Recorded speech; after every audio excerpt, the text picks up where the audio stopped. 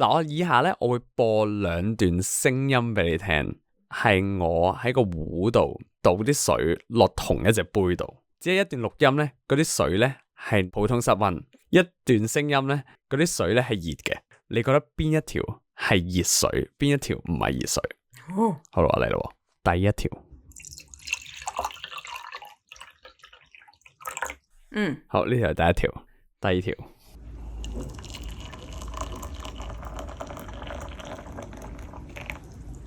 哇，好明顯喎，點解嘅咧？好，Abalone，你估？我幾有信心，第二條係熱水，亦都幾明顯啊。係啊，冇錯啊，我哋隻耳係聽得出第一條咧係正常嘅水，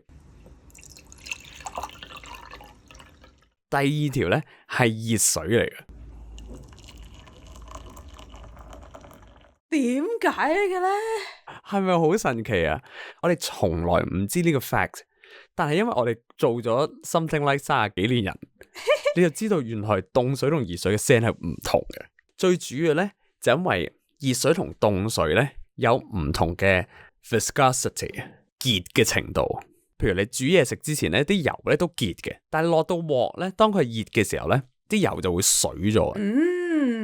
因為熱力咧係令到液體咧能夠流動性高啲，佢就冇咁結。而呢個冇咁結咧，就造就咗頭先嗰個 sound difference， 就係佢兩個 sound profile 會唔同啦。